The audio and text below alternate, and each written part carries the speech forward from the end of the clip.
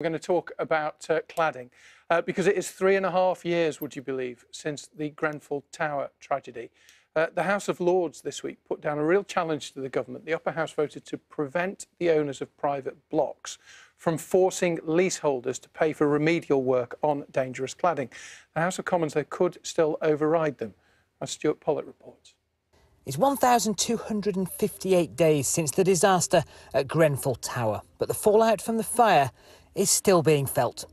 So, Jake, which is your flat here? So our flat is just 3 down on the right-hand side. Ultimately, at the moment, because of the issues we found with the building, it's unsellable, it's worthless. Jake bought his flat in Salford Quays after Grenfell. His survey was spotless. At no point has anybody, at the point of purchase, said to us there may be potential issues with our building. And so when did you discover that there was? About 2 to 3 weeks ago, when we actually had a letter from our management company saying estimate costs are between £60,000 and £80,000 with VAT per leaseholder.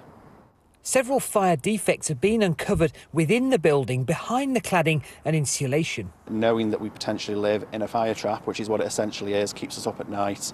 And ultimately, if we don't pay these bills when the bills eventually do land, it could lead to not only us, but everybody in our buildings going bankrupt and forfeiting the lease and losing the property. The issue at this tower then isn't the cladding, but what's behind it. However, across Greater Manchester, more than 70 blocks have been identified as having the dangerous cladding, and more than 20 of them still have it on the buildings. This continues to be an issue affecting thousands of people. The House of Lords this week passed an amendment which would ban freeholders from passing on cladding repair costs to tenants and leaseholders. It's a glimmer of hope, and this isn't a party political issue, which I'm quite heartened by, because there are MPs right across the political spectrum who have constituents that are affected by this. The government knows it needs to do something about it. It really needs to work with the sector and work with leasehold campaign groups now to make sure that it has a solution quickly. The government says it is listening. We're providing £1.6 billion to speed up the removal of unsafe cladding and make homes safer and make them safer quicker. We will continue to listen to leaseholders to resolve their concerns.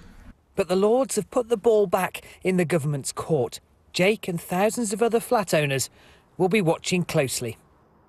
Stuart Pollitt reporting. Let's go to Lucy and to Anthony. Anthony, we'll come to you first of all. Rebecca Long-Bailey, you probably recognised her voice in that report when she was speaking.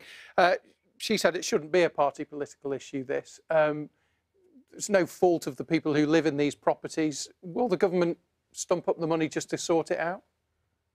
You're absolutely right. I mean, you know, what happened in Grenfell and all the other cladding issues is a total tragedy. And this really isn't party political. As for the money, as we just heard, 1.6 billion has already been put in. And what that's actually resulted in is 80% of all buildings with ACM cladding, that's that really dangerous cladding that was on Grenfell, that's been removed from 80% of properties. And when you look at just social housing, which is the housing that the government has the most influence and control over, that rises to 97%.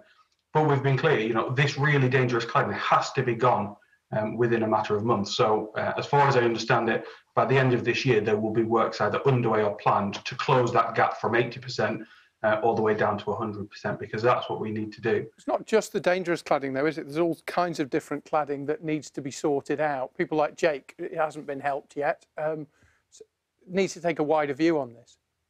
Yeah, absolutely. And, you know, when you look at the amendment that was passed, I think the principle behind it is absolutely right, that leaseholders, through no fault of their own, find themselves in this situation. And I think what we now need to do in Parliament is look at whether that amendment is the right solution, whether there could be any unintended consequences, because you don't want to end up closing off one way of getting it fixed that then could delay actually resolving the issue. But, you know, I think the principle behind the amendment is something that is right, and, you know, we now have to look at the detail to make sure it will work in practice. Lucy, there are lots of blocks in your constituency probably where people are affected by this, and it's not just the actual physical reparation or the repair work or the modification that needs doing to these buildings.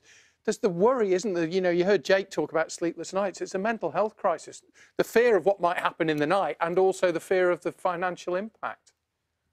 I mean, it's absolutely dreadful. I've got dozens and dozens of blocks in my constituency, and I speak to residents of them all the time, and it breaks my heart. I mean, it's an absolute It's a real big scandal list that's happening. And, look, while the government are doing some things, so they have created the fund, and very recently they've just made some changes to this EWS1 form that's now become a complete nightmare, that I'm afraid more does need to be done. The fund isn't big enough, and not enough people can apply to it. And it's not just about cladding, it's about other retrospective fire safety issues that have come. The critical issue of whose responsibility is it, and that's got to lie with freeholders. And leaseholders need more recourse, I'm afraid, in this whole dynamic. Lucy, thank you very much indeed. We're out of time.